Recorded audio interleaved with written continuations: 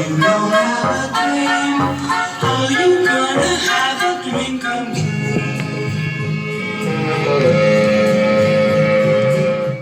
Hi folks, well my guest today is in the studio rather on the phone. It's a lovely lady I've spoken to before, Dee Wild, and I think Dee, with her surname, I don't think she's wild, but she's quite angry, and on her business card it's got the persistent pensioner, and I'm going to let Dee explain a bit more about this. So greetings Dee first. Hi, how are you? I'm very well, delighted to see you today. We've already been chatting about things, so before we go into your background and how the situation has affected you, can you just tell the listeners what this situation is, which affects a lot of women? Okay, well at the moment, over the last 25 years, the government has introduced state pension age rises to women mainly of the 1950s, and they have had the most rises above anybody else. When you say women of the 1950s, you mean when... They were born in the 1950s. Oh, sorry, when they were born, yes, they were sorry. I apologise. Yeah. They were born in the 1950s, and these women have borne the brunt of the majority of the pension rises, state pension age, in the name of equality, which I want to laugh at, quite frankly. What happened was that many of these women, and there's 3.8 million women affected, did not know that they were going to hit with these rises because they were never informed. And so therefore they came to the ages of 58, 59, and because many of pension age was 60. 60 at that time, women, yeah. And many of them have found that their ages, the pension age has gone up 2, 3, 4, and in my case 6 and a bit years with no notice whatsoever. Now I would ask anyone here before you start saying, oh, they wanted equality, they've got it now and they're moaning. No, that's not what it's about. Yeah. You only had to look at the reruns of the Sweeney to see that women of that generation were completely discriminated against, both sexually, in terms of financially and opportunities-wise. So I think there's no argument that women were discriminated against from that generation all the way through their lives. I don't think anyone can argue that. It's evidenced massively. But to actually bring this in the name of equality for men, as a case of parity with men's state pension age, to me is a farce. We would have been fine with it if we had had the time to prepare, and I don't consider 3 or 4 years, or in some cases no time at all. Some women didn't actually find out till they went to go and claim their pension at 60 and were told, sorry, it's another so many years. So it wasn't actually, how can I put it, broadcast or made public? Well, the government will tell you, and the government are very good at playing words. Okay. Was it a conservative? There was a mixture.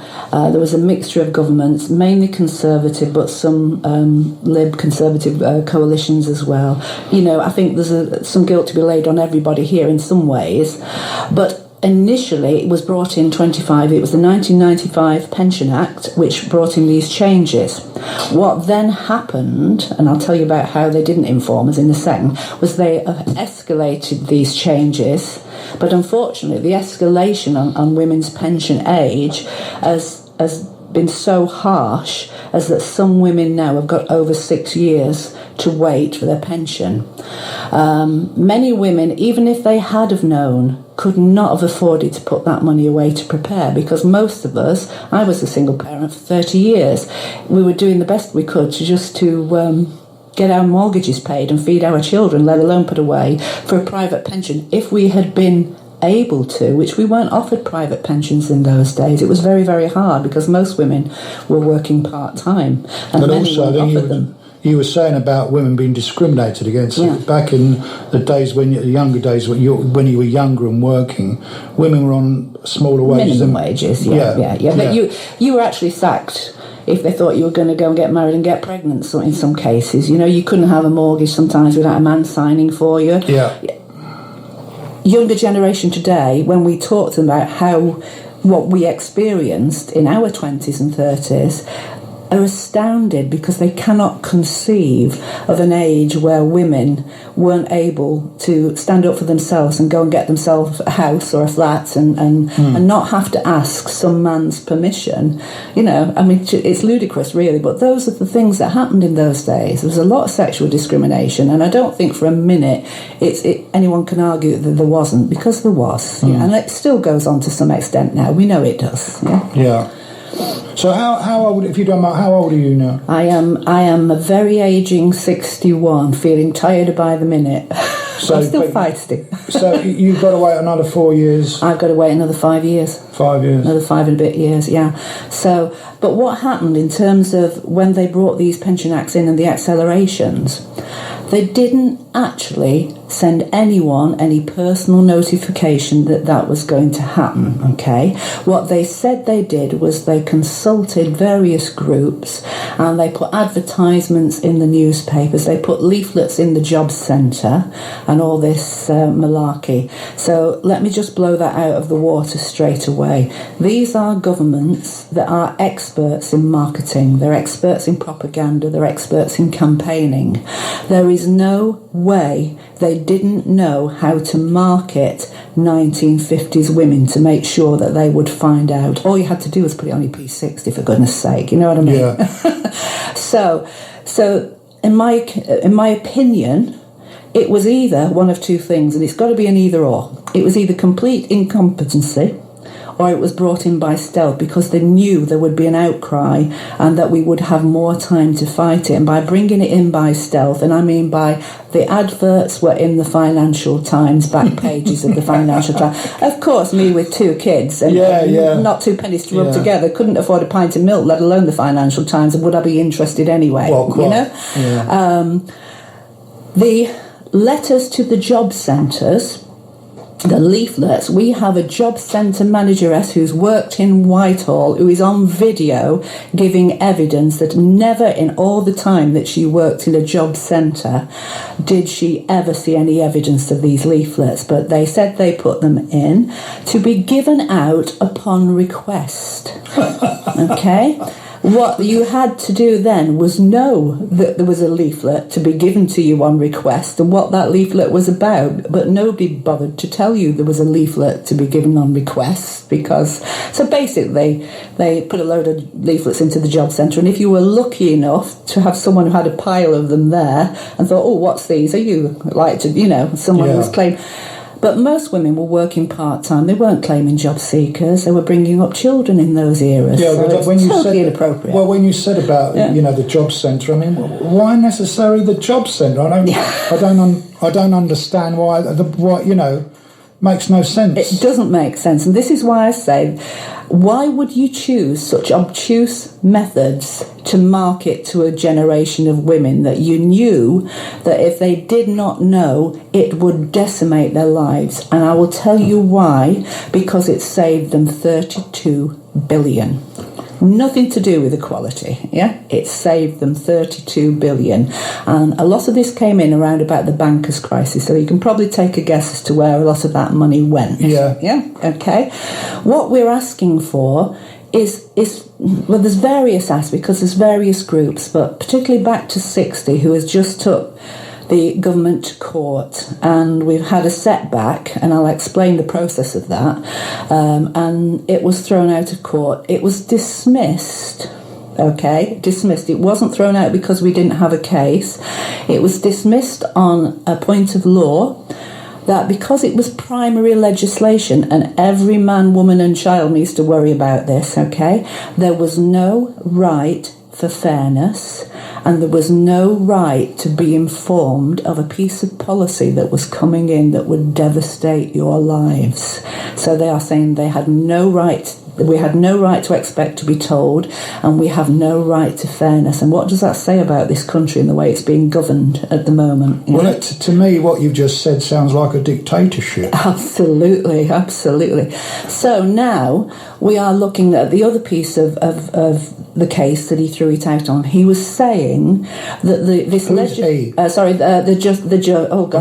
I think it's Erwin. I'm sorry, Right. that's why I've lots of names floating at the moment. That's what I'm here for, to But the judge at the time handed down his judgment, and the other point he made was that he did not consider we had been discriminated against. That they had actually brought in that legislation to equalise the pension age between men and women, because men, and I'm sorry, because I know I've sat with two men in this room here, but surely you can see the justice in there, because men had been historically discriminated against with this discrimination, with this piece of pensions legislation earlier. We have no argument with that. We have no argument with equality. But when we went to court, let me explain this if I can properly, you had to seek permission to take it to court, okay? From who? From the judges in the High Court. You have to take it to ask permission, and they look at the evidence, and they look at the 2 points of view. So before you, I'm sorry to interrupt you. Yeah. When you say take it to court, what are you taking to court? Well, we are taking the government, the DWP, we're taking them to court for discrimination on the grounds of age and sex. And that you want that money. And that we want that money paid back, full restitution or compensation for those women that have suffered the hardships. That judge then makes a decision whether it's allowed to go to court. Okay, that judge there threw out all of the DWP's arguments and accepted all the back to 60s.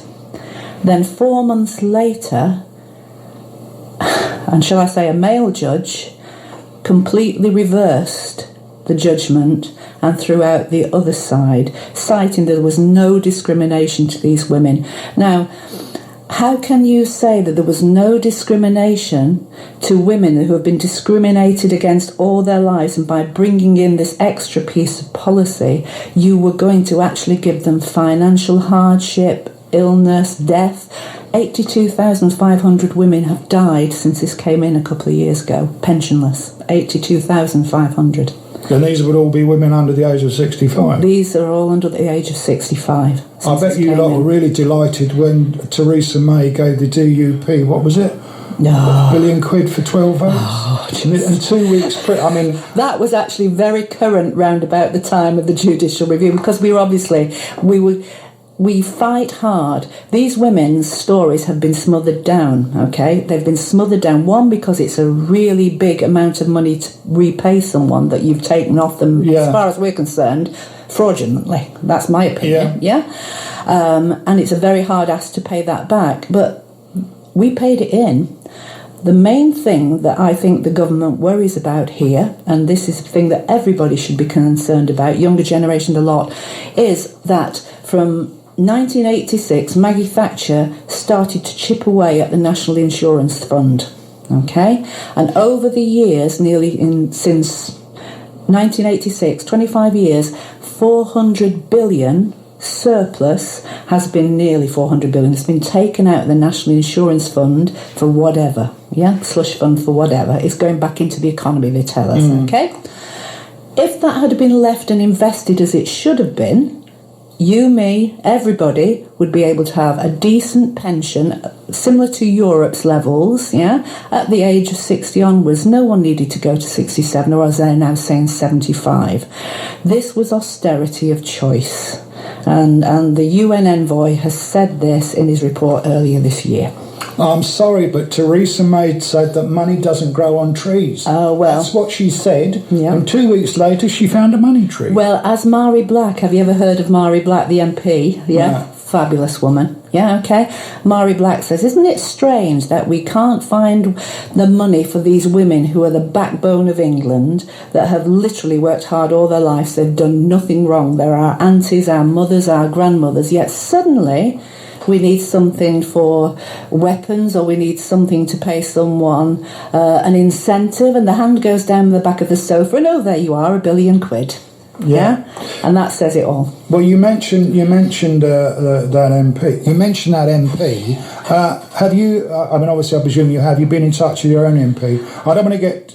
I won't go into details. But overall, I mean, you're not just the only person involved in it. What is the overall? overall reaction been from the individuals that you're involved with that have approached their own MPs? Yeah, most of the women have been constantly onto their MPs. There has been an early day motion that was set up, and 225 MPs have signed that to say they recognise the injustice done to the 1950s women, and they would like the women to be compensated with full restitution for their losses. 225 people had signed it as Boris prorogued Parliament. So I'm not sure whether that EDM stands, but the government could actually take out right now a temporary special measure to fully give restitution to all of those women. They don't have to pass a law. They can take out a temporary special measure and do it now.